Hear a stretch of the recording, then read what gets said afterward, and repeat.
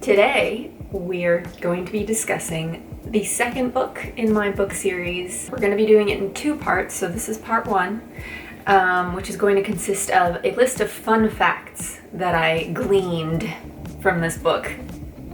I think I used that word right, but I'm not totally sure. I'll put the definition in and see if it's right. So the book that we're talking about is Language, Society, and Culture by Marcel Danesi. Not sure if I'm saying that name right. This might be like the most irrelevant book video of all time because unless you went to U of T, the University of Toronto, in 2009 or something, you probably don't have this book and you probably can't find it. But there's some interesting stuff in here, so I'm gonna share it with you and at least you'll have that. This is my brother's old university textbook that I've had sitting on my shelf for probably 10 years and always wanted to read. Actually, I think I started attempting to read it in high school and I didn't get very far. But I remember always still being interested in it and curious to actually read it. So I finally did it. It was not easy.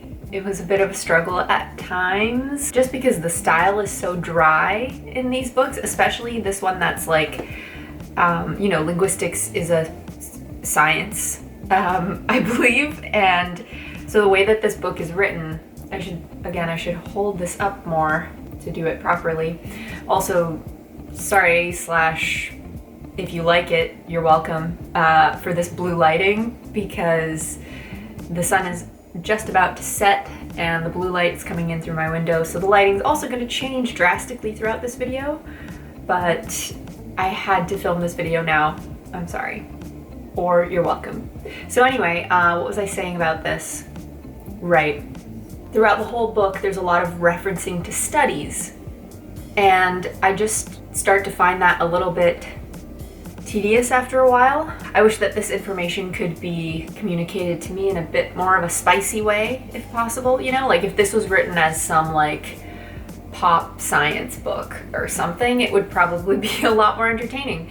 And there was a bunch of really interesting information in here, which because I wrote a huge list of notes, and that's why I'm doing this in two parts, because I couldn't resist keeping most of the notes and wanting to share them with you because I thought it was all really interesting. But the way that the book was written as a textbook, a university textbook, it's obviously not the most engaging at all times. So let's just get into it because I don't want this video to be incredibly long. I'm gonna read my notes to you off of my phone because in my last video I noticed that I was looking down at the book a lot, and that's not very interesting for you, is it? And because these are fun facts, there isn't really like much else for me to say about them or like explain. They're just interesting in and of themselves. I don't really need to add much more unless I already have something written that I wanted to expand on here.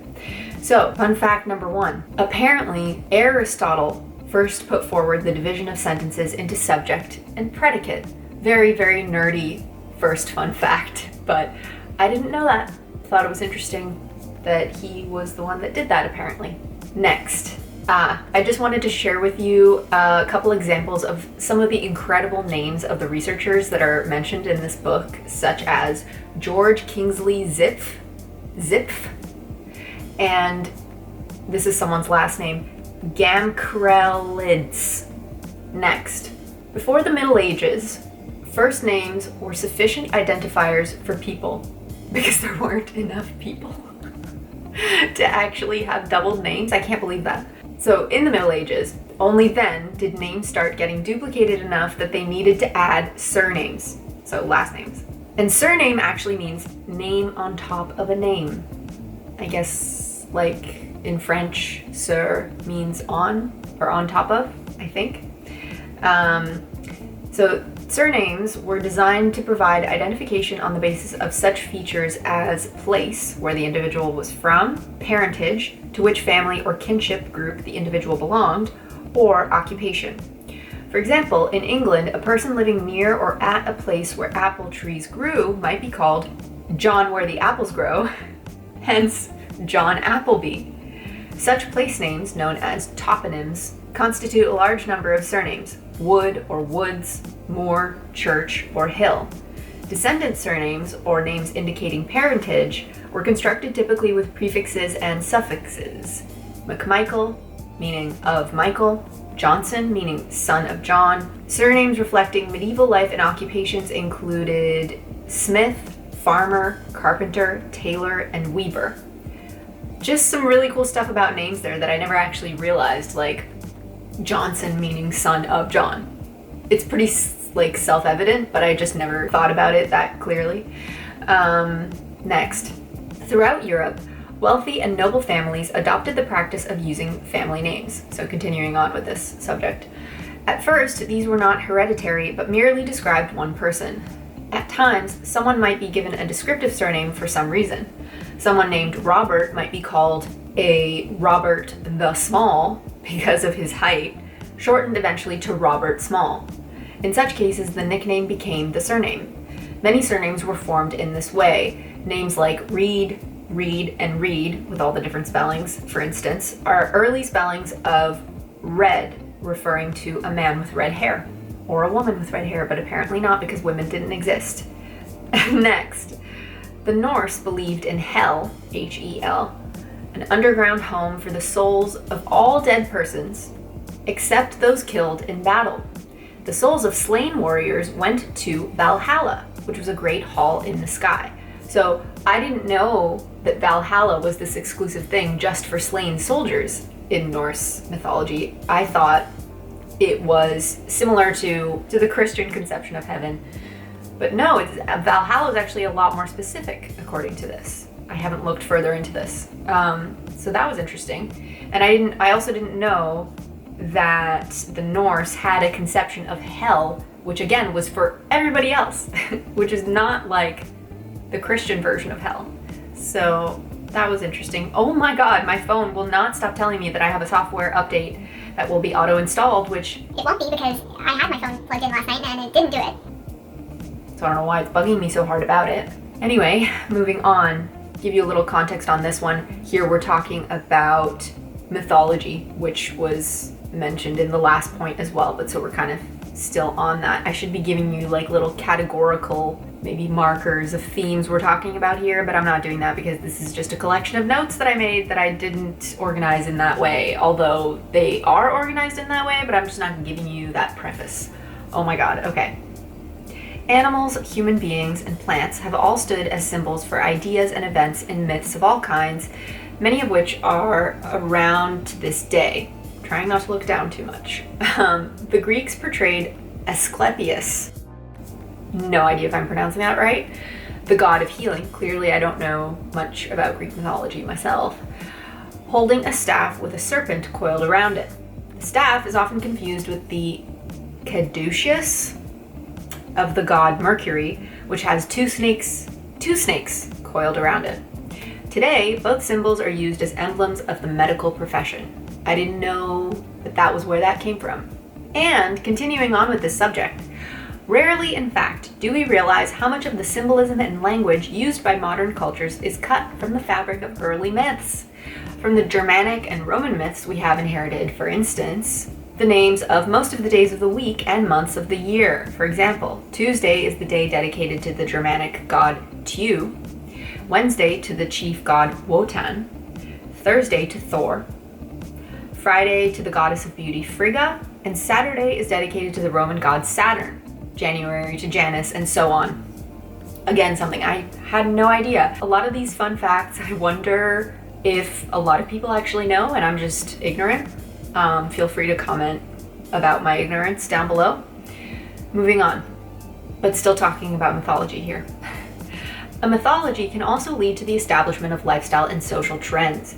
Childhood, for instance, emerged as a mythology during the Industrial Revolution of the 19th century when, for the first time in history, children were considered to be human beings at a stage of life as yet uncorrupted and untainted by civilization. Before this, there was little distinction between childhood and adult roles. Children were perceived to be adults with smaller and weaker bodies. I just find the imagery of that to be hilarious.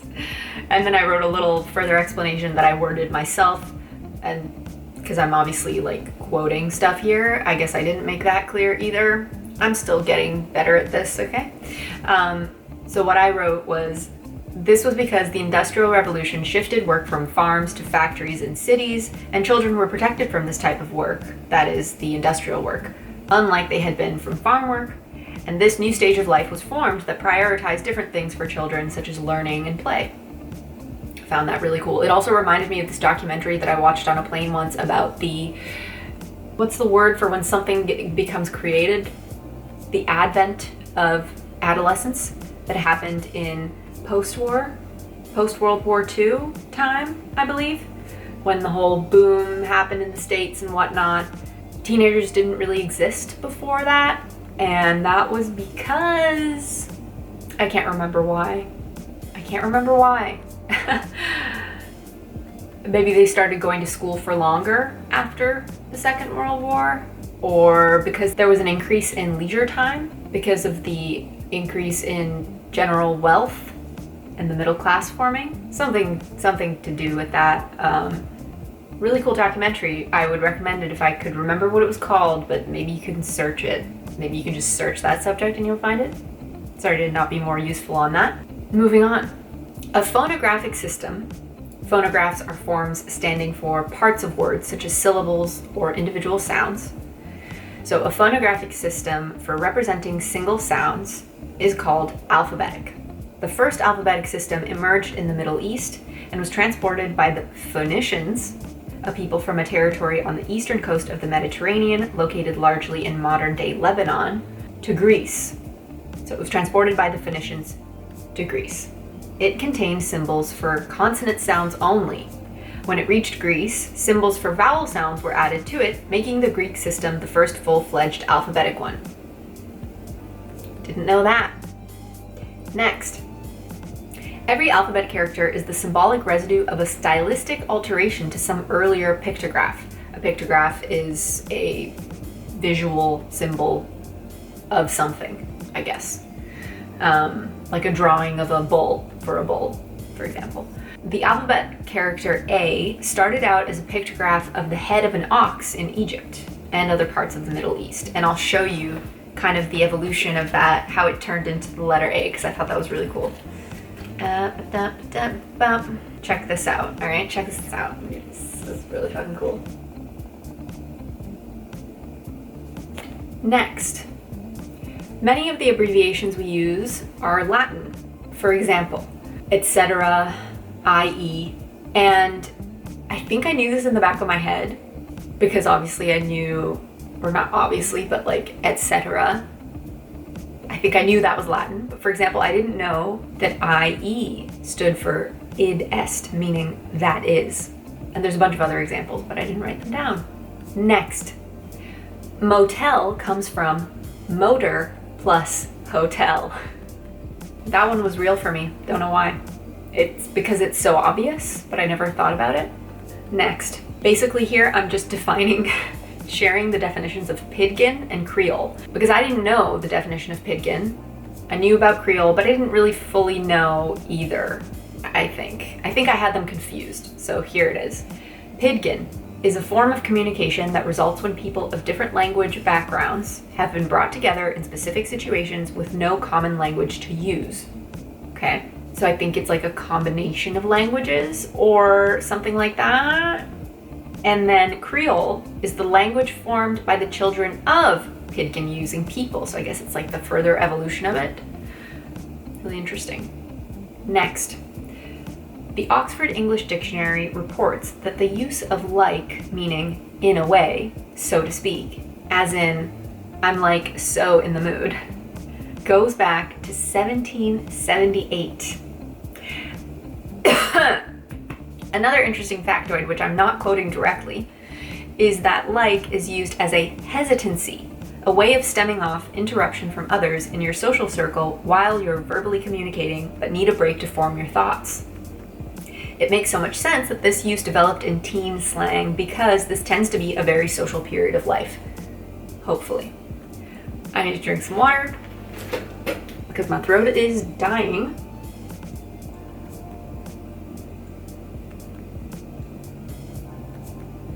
Oh Let's see if we can finish this before my camera does its turning off.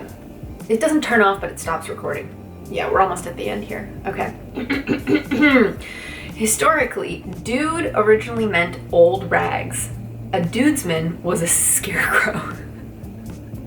I don't know why I found that one really funny. Next.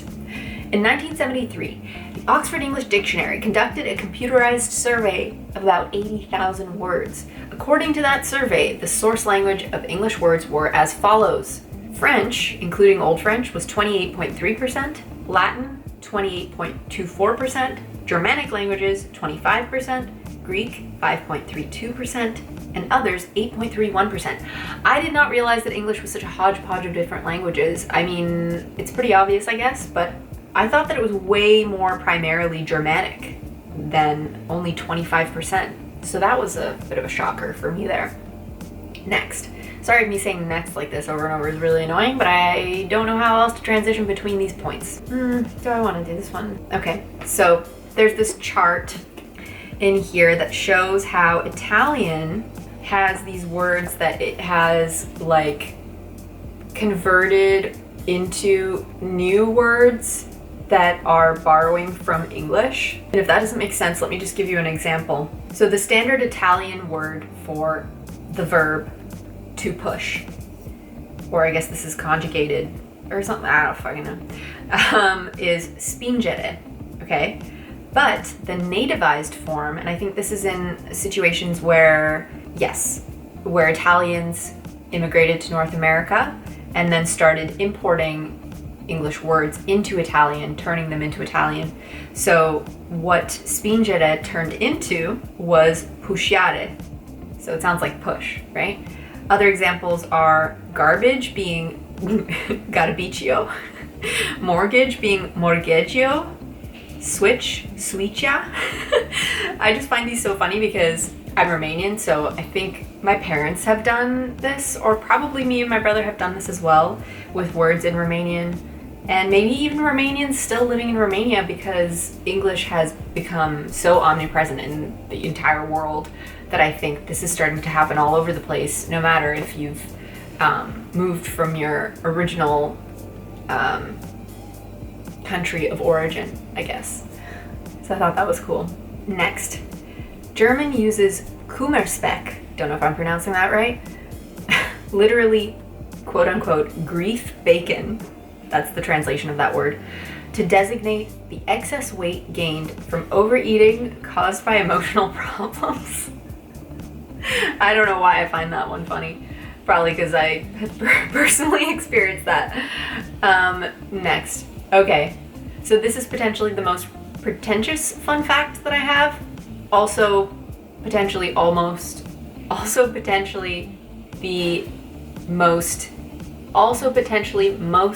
significantly betraying my ignorance, because maybe people already know this. So you know the Shakespeare quote, "All the world's a stage"? Well, I had assumed that that was Shakespeare's quote, like he came up with that. But apparently it was Aristotle. Once again, Aristotle just laying the foundations. But then, again, I don't want to get caught in the same trap here and assume that Aristotle was the first one. He probably wasn't. He was probably just the first recorded person to say it or write it. So don't ever assume that you know anything, basically. Many lessons to be learned here. Next. A 1977 study headed by Howard Polio, you don't really need all that extra information, but sure, found that speakers of English uttered, on average, an astounding 3,000 novel metaphors and 7,000 idioms per week on average. So this was in a chapter of the book talking about metaphor, and I found that to be a really interesting chapter. I'm going to get more into that in part 2, where I'm going to be talking about interesting moments in the book that weren't as simple as fun facts that I can just recite to you, but kind of require a little bit more explanation and elaboration.